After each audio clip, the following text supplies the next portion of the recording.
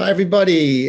Thank you guys for joining us on a very special night, very special 9/11 evening. We have a terrific cast of poets that will be introduced to you in 1 second. And just want to thank all you guys for being with us for the last 2.5 years and maybe more in Smartphone Theater.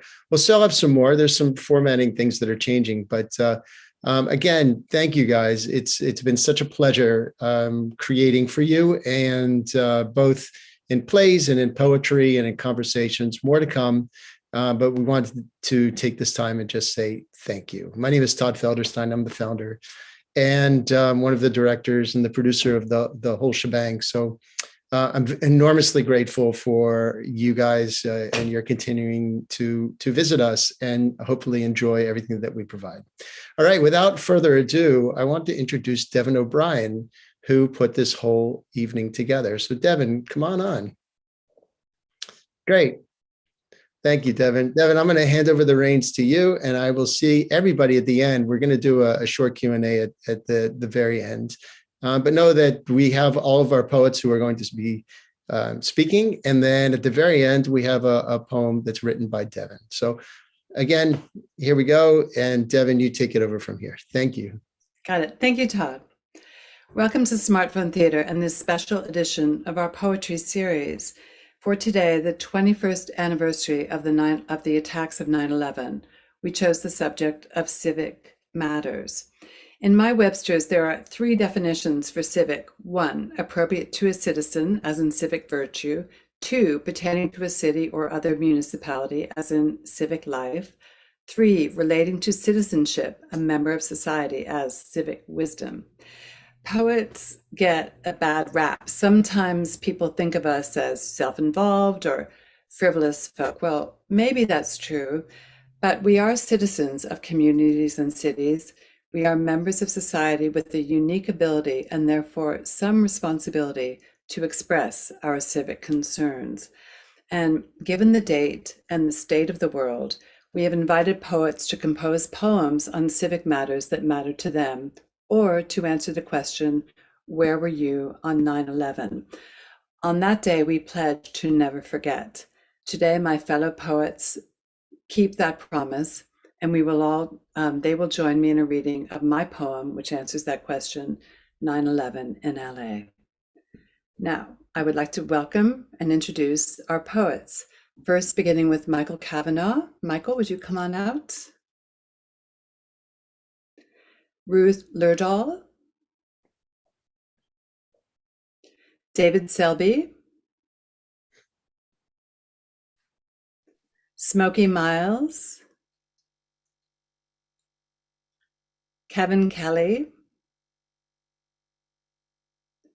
Shirley Sniderman. Joseph Walsh.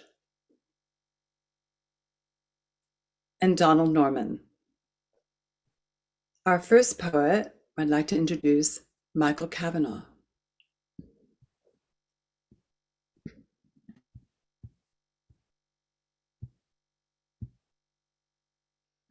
You might have to unmute, Michael. So please start again. Thank you for reminding me to unmute.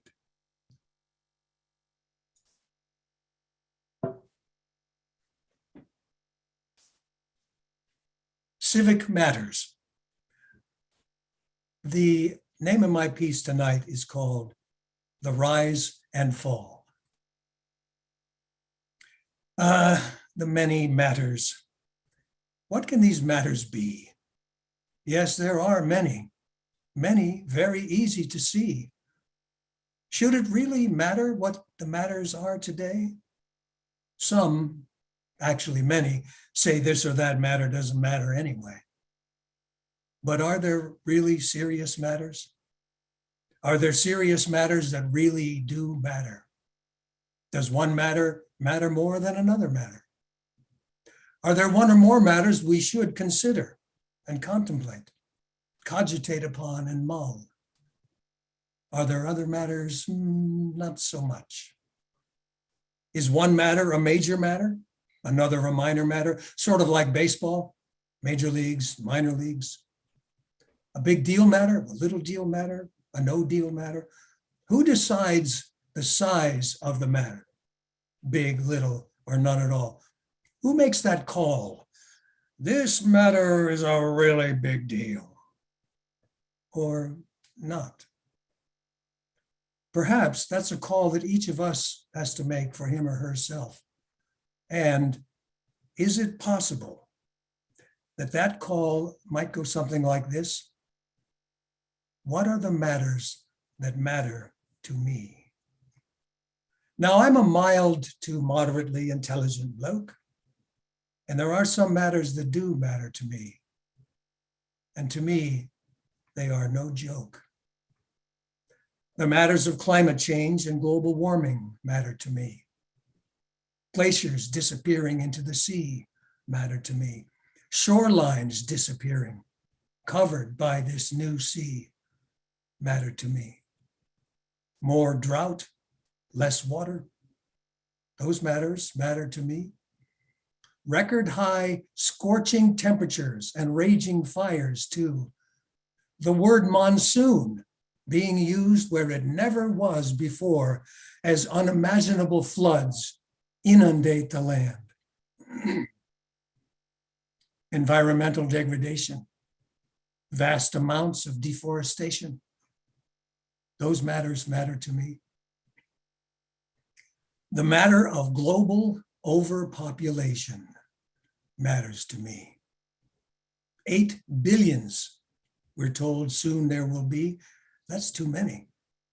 That's just too dang many. We couldn't or wouldn't feed all the 7 billions or 6 billions before, and now we go for 8. This is a major matter.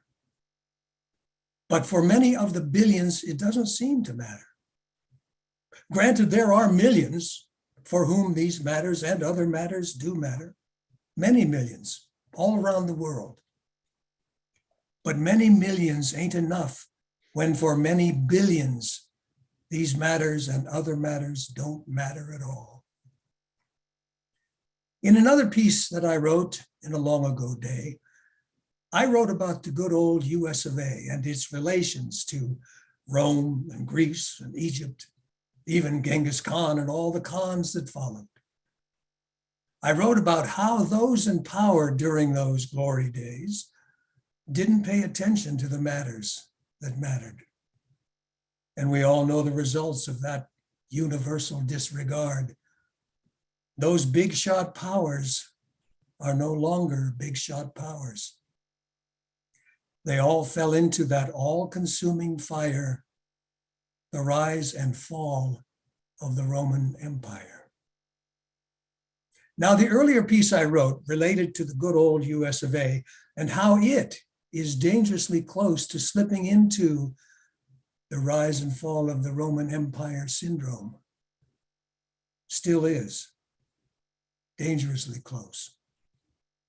But now in this piece about the matters that matter, I say, if the billions keep thinking those matters don't matter, we will all be dangerously close to slipping into an even greater syndrome, the rise and fall of the global empire. Never happened, you say. Okay. I don't think you're right, but okay. In the meantime, just in case, when you're in the shower, sing shorter songs, just in case. Thank you.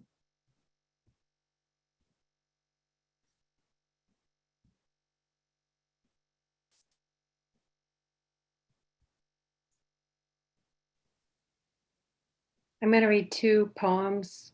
The first one is called Watering the Parkway. Water finds the lowest ground, the steepest slope to travel down, disrupting dirt along that route, gathering force, eroding earth to greater width, till that's the way the water flows, all the water from the hose. Thoughts run through the deepest grooves that look for subtle ways to prove what evidence the mind has found, and sureness grows within itself to greater strength, till that's the way you're sure to think, as if it all were set in ink. Step back from the curb. You'll see that when you look beyond downstream, the pools to which those runnels lead swirl with waste and darkness, dust and seeds. Irrigate an unwet place, move on to different ground, feed different roots until the leaves of peace are found.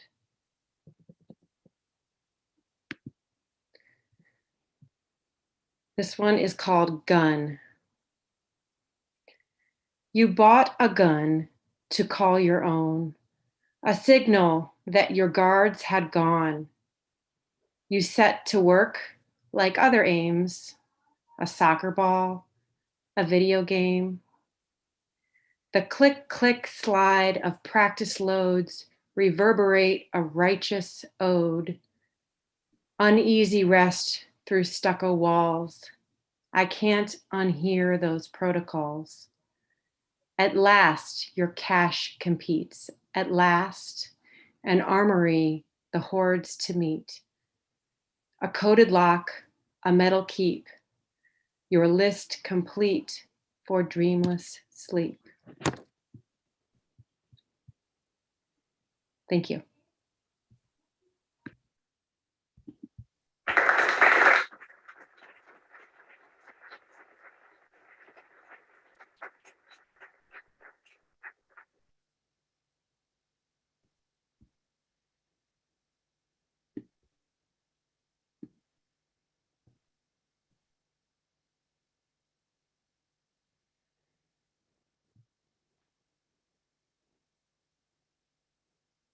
Mud and slush of opinion, prejudice, tradition, delusion,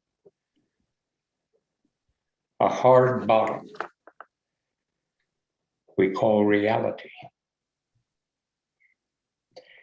We cling to our country as we cling to our mothers, knowing and pray our country will not only survive, but will be a better country. The young will look back at our country's story and will cling tighter than ever to what it stands for, and will take us over the mountain to a place where we will not be apart or afraid. After 9/11, we all looked at life differently. Travails and anxieties, fears of one sort or another, insecurities, cowardice, concerns with self, all after 9/11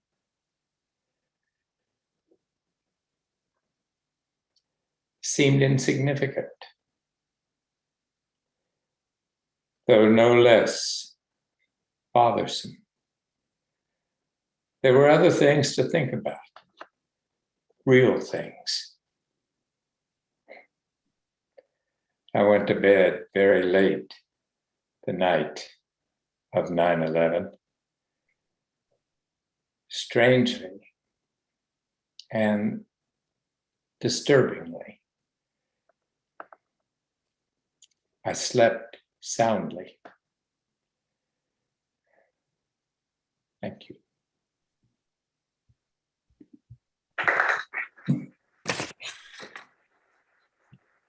Well, I apologize. I had a strange attack of dyslexia, and I heard the assignment wrong. So when I heard Civic Matters, I thought it was about civets. So this is called Civics Matter. And if you don't know what a civet is, I did a lot of research. So this thing is a little distasteful in some ways, but it's all reality. A civet's a small, lean, mostly nocturnal mammal native to tropical Asia and Africa, especially the tropical forests. The term civet applies to over a dozen different species, mostly from the family Viveridae. Most of the species diversity is found in Southeast Asia.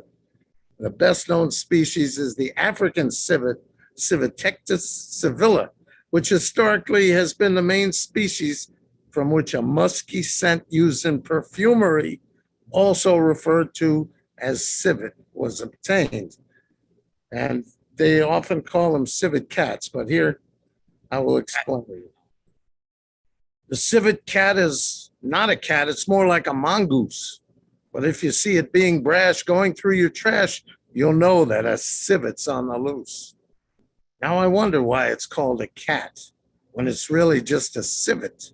I suppose someone called it that and no one ever came around to pivot. It lives in Africa, in Asia, but can be found in North America as well because people bring them over here, enchanted by their smell. They make this crude, buttery yellow taste that turns a bit darker with age. At full strength, it smells nauseating and fecal, but when diluted, it's the rage. A radiant, velvety floral scent that smooths out the rough patches.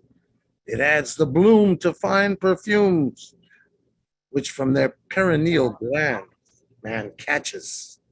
It's a potent secretion made by both civet woman and man who live alone in tiny cages from dusk to dusk. And every few days, some human hands squeeze their perineal glands in the process of harvesting their musk. They're not happy, those poor civets. They get injured all the time, and keeping them in those minuscule cages could be considered a crime. They've got short little legs, long bodies and long tails, and some of them are striped like they're in prison suits in jail. It's the sac next to the civet's anus, which is what has come to pain us, for now we know exactly how they get milked. It's a dirty, rotten business, but perfume makes a great gift for Christmas. And besides, people even eat the stuff that's spilt. Let me give you an example. How about that civet absolute, which adds flavors like rum, butter, and caramel to sweets and cigarettes too. Those civets roam wild in some places and rub their paste upon the trees to attract their mates from miles around. Oh, mama, it brings them to their knees. Then there is the Kopi Luwak, the most expensive coffee in the world.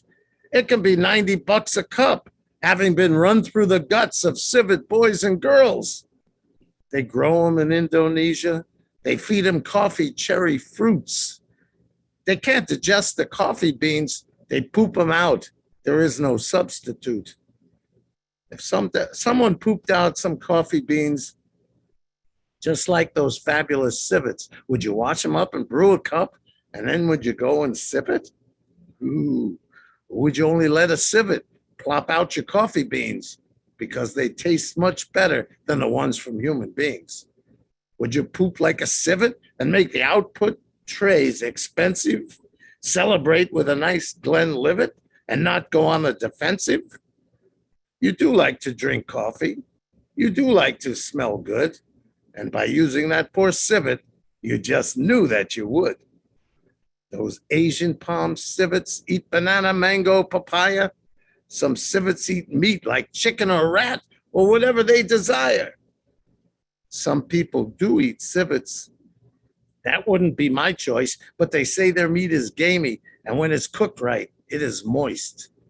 Some civets get roasted and toasted for a meal. In Ethiopia, they get squeezed for musk. Do you wonder how that feels? Civet musk has been described as sweaty taint with some dripping fecal batter. It is what it is. It ain't what it ain't.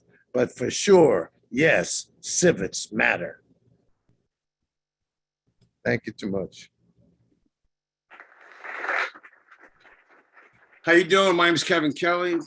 How you doing? How you doing? My name's Kevin Kelly. The song called Everything's Turning to Stone.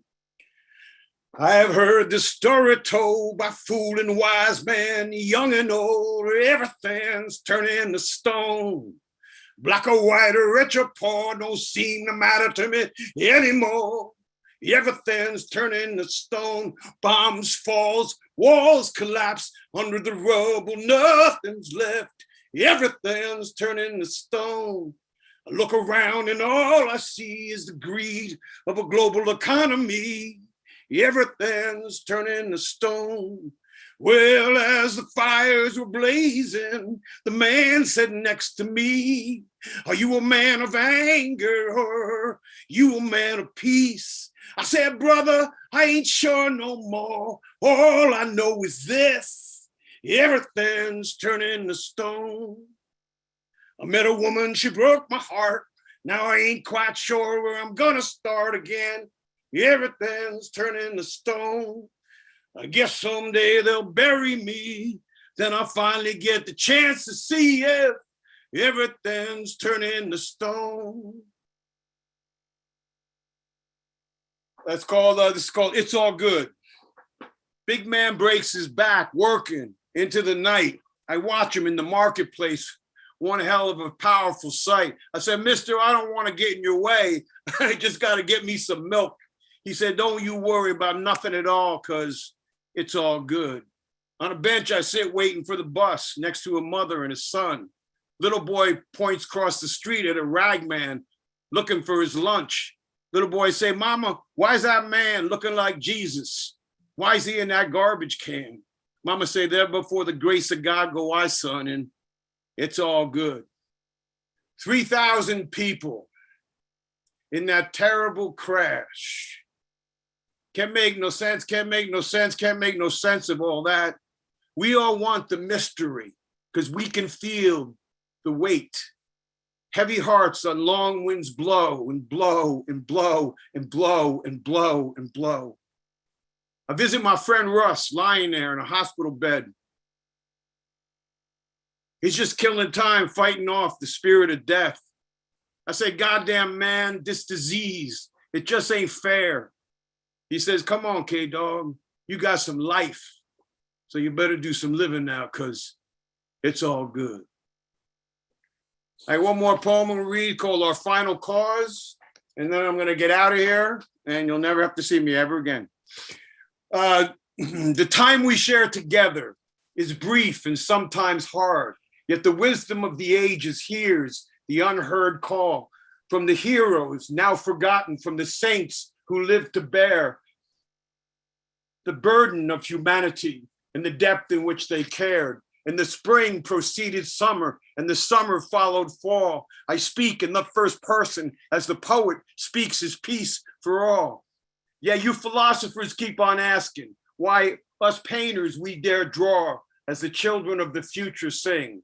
What is our final cause? All my life I've been guilty. All my life I've been burned in pursuit of the sunrise, its fall, and its return. Yes, my fists have met resistance on the walls that did not move. And the lies that I repeated, baby, they hurt me more than they ever hurt you. And so I make up songs that never play on your radio. I'm here, I'm there, I'm everywhere, I'm nowhere. And now I go. And you philosophers keep on asking why us painters we dare draw as the children of the future sing.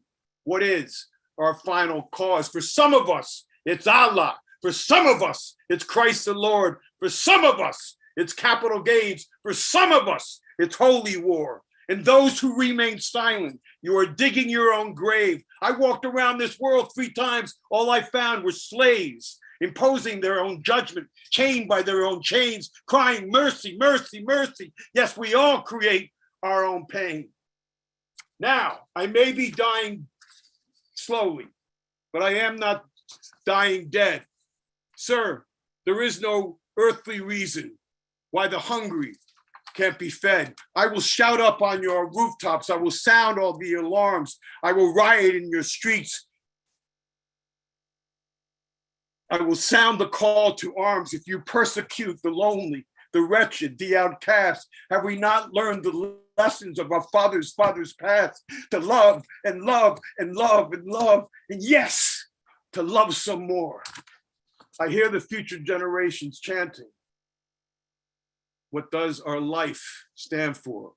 Now you philosophers keep on asking, why us painters we dare draw as the children of the future sing?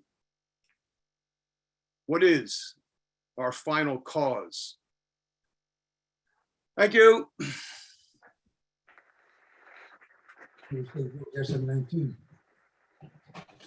My piece is called Scream. 2 months after 9/11/2001, I found myself in New York City. My mom was turning 90 years old and I wanted to be there. Living in Los Angeles meant I had to get on a plane. With terror in my heart, I flew white-knuckled with fear, sat motionless for 5 hours, cities below and clouds above. The party was a big success. The grandkids came, my brother as well, friends and cousins joined in the celebration. She was so pleased. For a few hours, we forgot about the carnage just a few miles away. We found joy and togetherness and talked about everything with ease. It was the right thing to do. Her smile was everything. A few days later, we knew we needed to pay respect and visit downtown. We stopped by the firehouse. Many of the firemen from that house had perished 2 months before. And then walked the streets near the fallen buildings, reading notes with photos posted on a board. Have you seen my son? This is my daughter. Her name is Jamie. Please call me if you have any information. And another note read, my husband was in the Twin Towers that day. Did you know him? Did you see him? All the joy of the previous days were erased by just walking a few blocks near the fallen buildings. The following morning at our hotel, I sat in the lobby sipping my second cup of coffee. I was reflecting on the joy and the sorrow of the last few days. Suddenly, a ruckus arose. Everyone was standing in front of the lobby TV. American Airlines Flight 587 has crashed in Queens. There were 260 passengers and crew on board.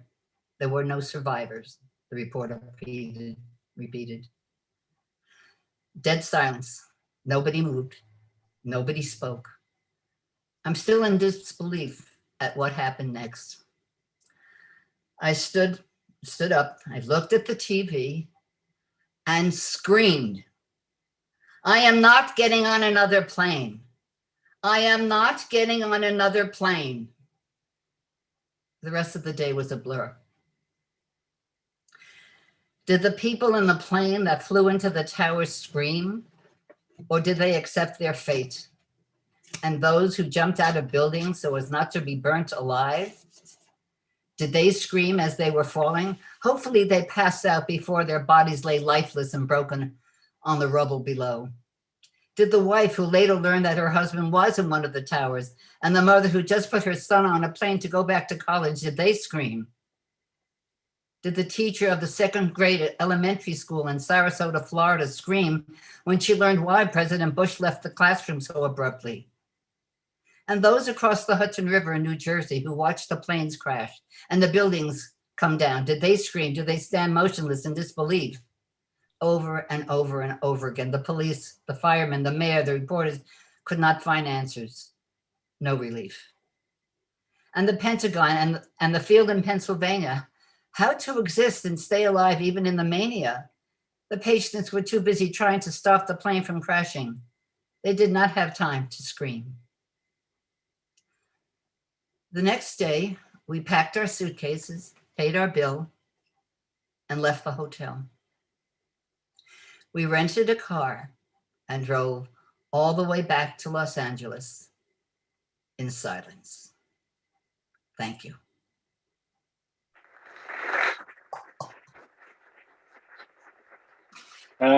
This is called a civic obligation. A man sits at a table outside a cafe. Another man walks by. The man at the table stops him. Excuse me, yes? Would it be too much trouble for you to sit here with me? Here? Yes, I'd rather not appear to be alone. I don't mind being alone. It's just the appearance. I see. Well, we wouldn't have to talk. There'd be no obligation other than proximity. And this would be helping you? It would. Have you asked for this service before? I haven't. Why now?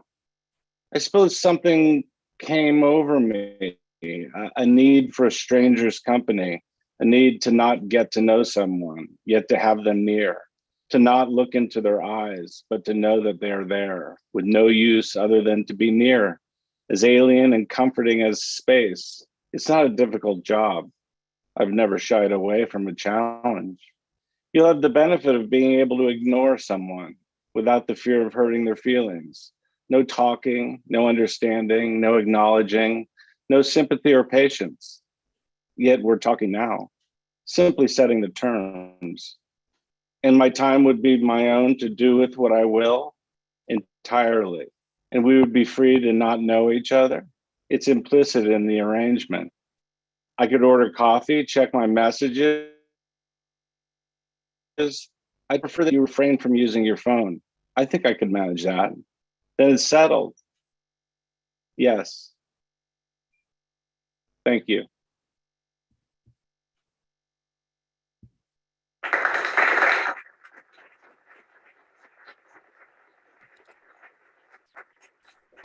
My poem is called Drive Through the Desert. I'm driving through the desert seeking home. Small mountains jut singly and suddenly from undramatic plains. You can see their shaping from seas and wind, from asteroids plunging through the atmosphere a 50,000-year moment ago, and from the slow, steady march of continents. Time captured in panorama. I wonder if this unpeopled landscape is home. I live amongst people,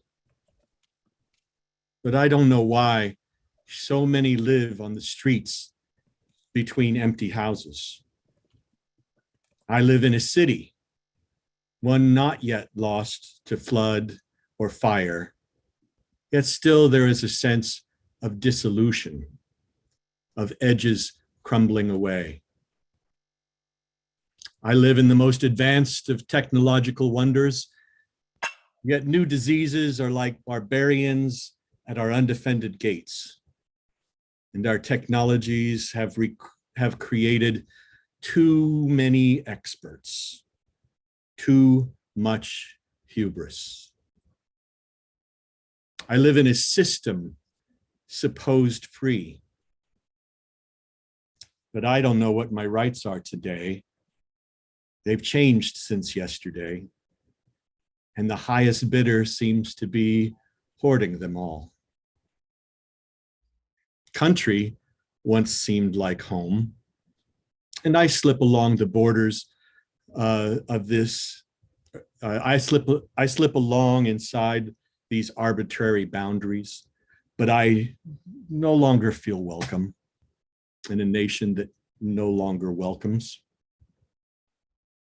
My planet feels like home, but how much longer? She takes care of herself. She'll be fine. A few thousand extinctions are nothing new, and I'm nothing special to her. My body is a home, but I pour unliving things into it day by day. Chemicides and petroleum methyl citrates in the clothes I wear, the air I breathe, the water I drink. How long before my body withdraws its welcome? I keep driving through the desert toward the ocean. Perhaps that prehistoric home will welcome me back. Thank you.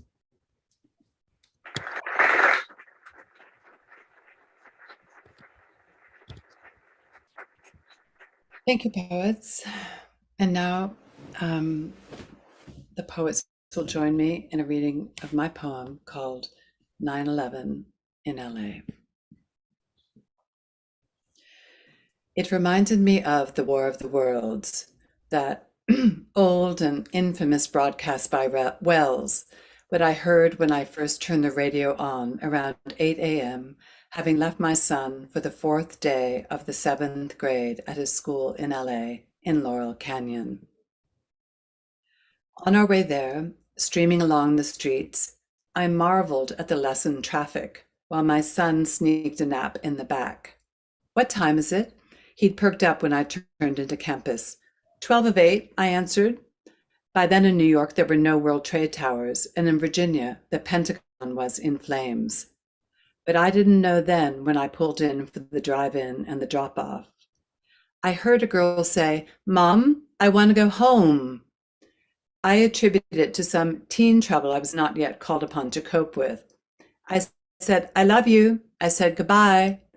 And he said, "Yeah." He waved and walked away. At the wheel, I tried to imagine why the girl who had just arrived wanted to go home. Then, switching the radio on, I heard the swirl of sirens, breathless, frantic talk about people whose skin was coming off, people on fire leaping from towers, city canyons overtaken with smoke, talk of how quickly the towers came down. What, I wondered, was it? And was it real? "It's all the planes go into the towers," said George, calling us at home from Mexico, where he, the world, already was watching. "Well, you've seen it." I hadn't. No, I said, "No, go on." Oh, that moment. Like something in a movie. No, it's not fair to compare this to a movie. But the horror, the terror of Tuesday were of such a scale and of such a scope only Hollywood had prepared us for. I tuned in, I turned on, I spent the day with CNN and the BBC, with MSNBC and KPCC, collecting quotes and images. Here they are. Our fellow citizens are, and our freedom has come under attack today.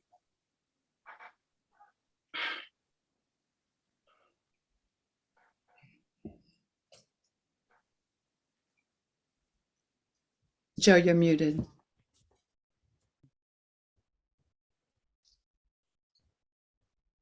An American Airlines jet has lost 150 people aboard.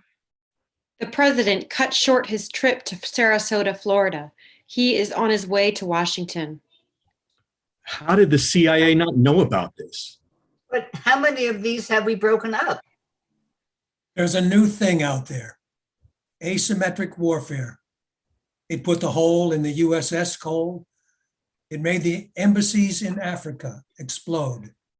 It's about precision and secrecy. This is the day of extreme terrorism. The attacks get geometrically worse. Twin Towers World Trade Center collapse after crash of 2 airlines. Would you call this an act of war? United Airlines reports a plane missing. 100.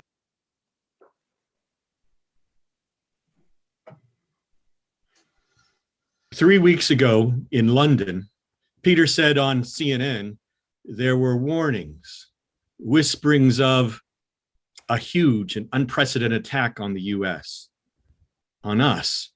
Someone there said, Osama bin Laden said with a smile, the victory of Yemen will continue. How could this happen to the safest country on earth? Any country which shelters or harbors terrorists responsible for this attack is functionally capable of the events that took place today. The man in charge of security at Logan Airport fields questions from the press about Logan Airport. It's not morning to him. It's like midnight. He's grim at Logan. He could not confirm. He would not deny. I asked my husband to drive, get our child. I want him home with us. I want him home. Nothing like this has happened in US history. This has been compared to Pearl Harbor. The president is in Louisiana. While calm, shown over a video phone, the man of the Taliban is shown live from far off Afghanistan. Now he waits for translations before he can answer. He seems to be sitting. He seems to sway. Bin Laden is incapable of this, the spokesman for the Taliban says. He shows neither shock, concern, nor surprise. In the metal rim of his glasses, there's a white light trapped. It slides to the left, gleams. It seems to scream. Then it glides to the right. We need more human intelligence capabilities, intelligence that determines motivations before acts occur. I don't think our lifestyles are going to be the same for a long time. President is at a secure site in the Midwest. When my son comes home, I get out ice cream. We are grave while the blender cuts and whirs. We are grave while he drinks a milkshake. We've never made a milkshake in the morning. A plane flies overhead. He looks alarmed. I smile. I say, everything is all right. I think of the mothers in London's Blitz. How did those mothers watch the children play balls or marbles while waiting for bombs?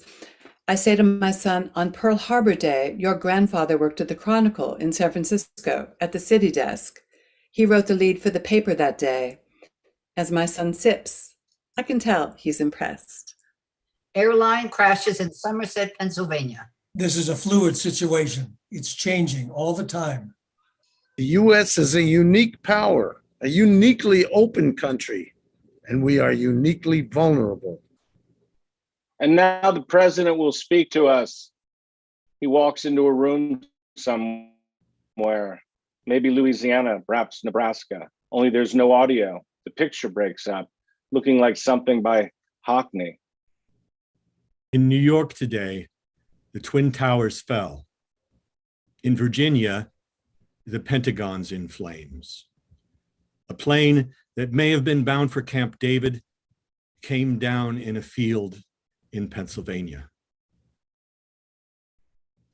It is a day of unnatural visions. The towers of steel, aluminum, and glass converted in an instant into flames, a gas that pursued people down the streets, crouching by curbs where they could.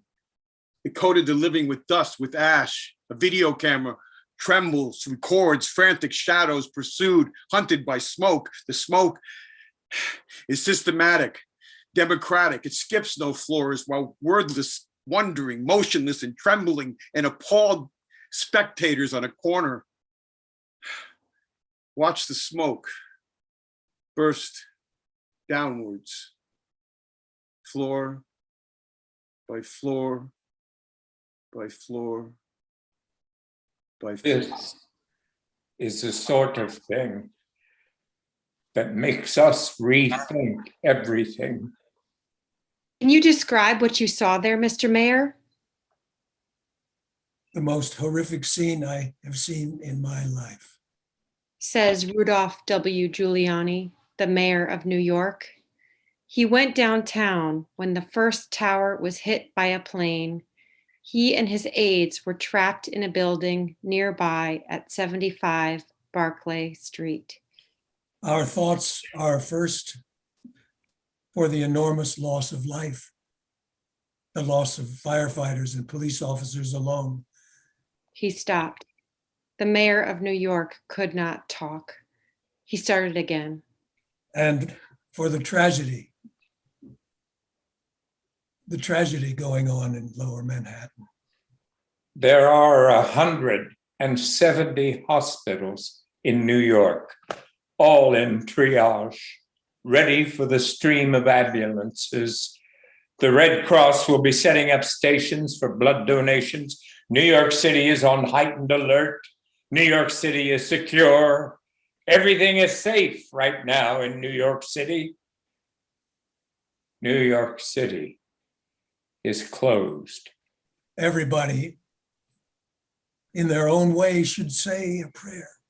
said the mayor. The mayor, the governor, and their men answer questions. What is the composition of the smoke? What is the radius of the damage? How many casualties do you expect?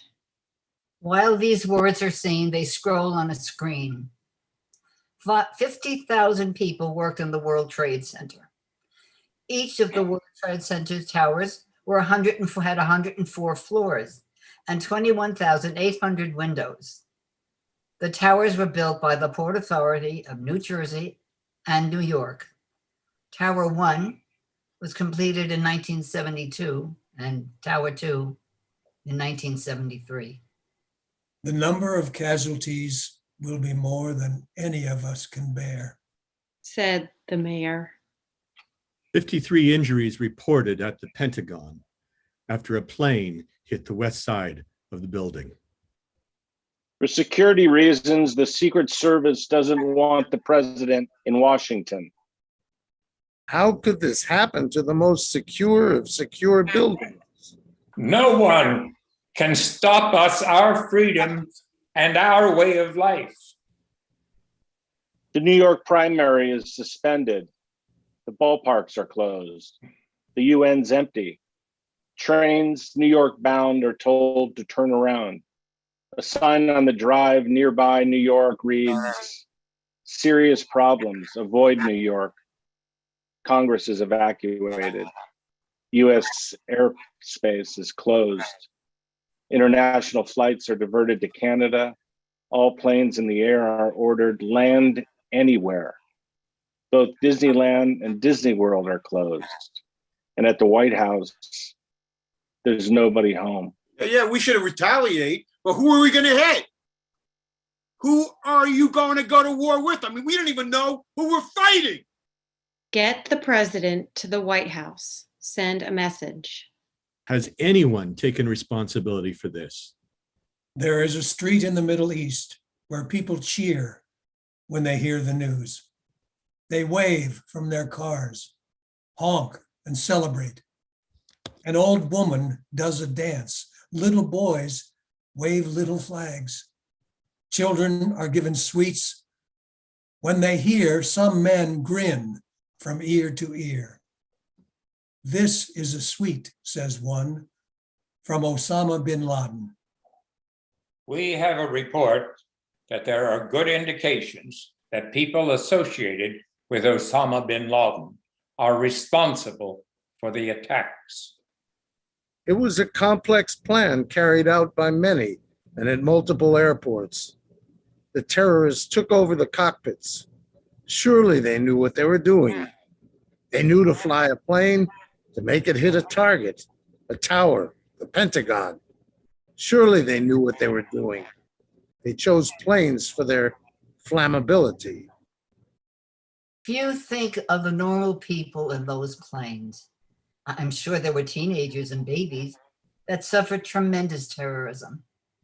Those people knew that something horrible had come into their lives, and they knew it for a long time. Make no mistake. We will hunt you down. We will hunt down and punish those responsible. The first plane penetrates the North Tower at 8:48 a.m. in New York. In Los Angeles, we were asleep then. The second plane flies into the South Tower at 9:03 a.m. in New York. In Los Angeles, we were asleep then. When the third plane hit the Pentagon in Virginia at 9:45 a.m., I was awake, and so was my son. He was in the bath. I was making bacon. As we sat down to eat, the South Tower came down in the street. The Pentagon fell as I suggested jam. The fourth plane crashed when he said, "No." Then we got up to go. Around the time that the North Tower fell, I found my son in his room. It was dark. He was in a chair doing something there. "You're going to be late," I said. "Hurry up." It fell when he snapped a school binder shut. It all seemed the same the day the world changed utterly. We will do what is necessary to protect Americans. During our breakfast, a fax had come in. I heard the ring, but I didn't heed it. I didn't read it. I thought, it's just some cell phone deal, some .com liquidation. Later, I saw it. I read it. It said, tragedy on the East Coast. But make no mistake, we will show the world we will pass this test. In New York today, the Twin Towers fell. In Virginia, the Pentagon's in flames. A plane that may have been bound for Camp David came down in a field in Pennsylvania. Thank you, poets.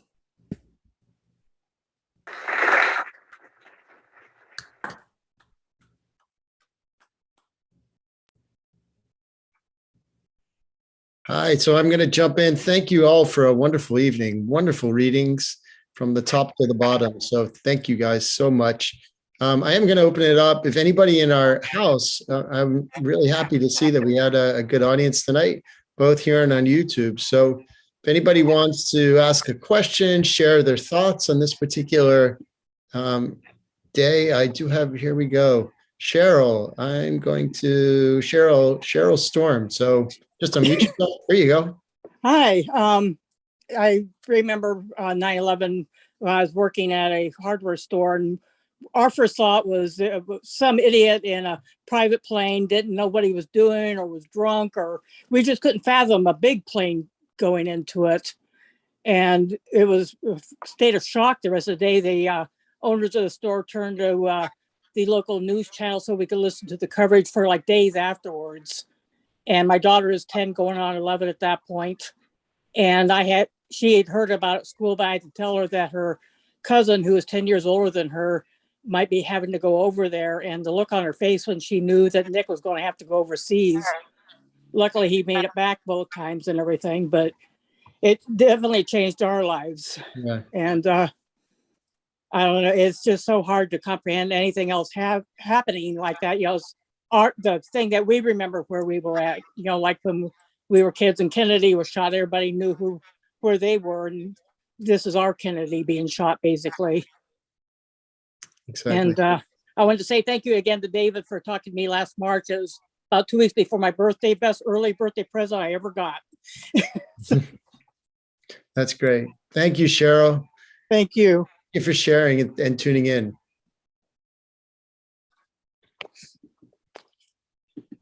Great. Anybody else have any other thoughts, questions with the poets?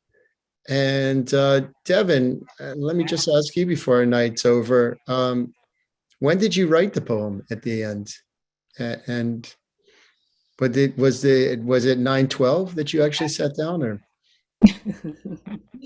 I started that morning on 9/11 and collected the quotes all day and was writing it as was writing at 9/11. I mean, I began it on 9/11. It was probably done a week later. So I worked on it. Great. Wonderful. Thank you.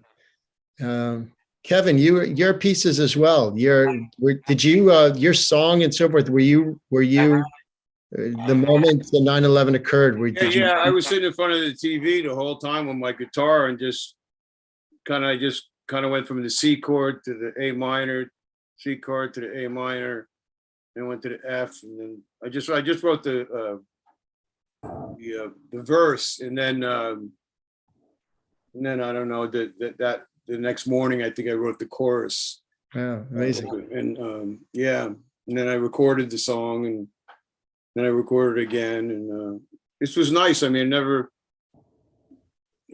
never sang a cappella before. I appreciate the opportunity. Thank you. Thank you.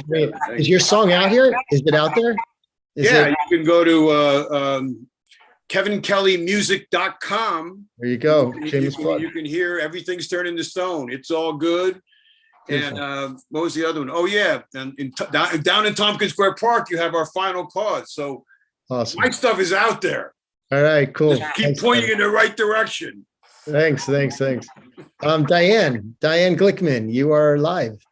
Yes, thank you very much. You brought it back to me that day. I was driving my kids to school. I live in LA. They were going to Paul Revere. and to Palisades High School.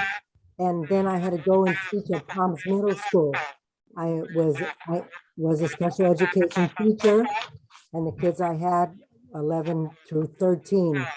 And really, you just took me to that day. I was, you know, they didn't let us turn on the TV at school. They wanted us to, they just kind of announced it. But, and then every year after that, and I taught till 2017. So the ones I was teaching later didn't even know about 9/11. I had a Times book with all the pictures, and your recording should be in the schools because you have brought it alive again, everything you've said. So I hope that you will present this to history teachers and in LAUSD because it's very real what you said. And thank you.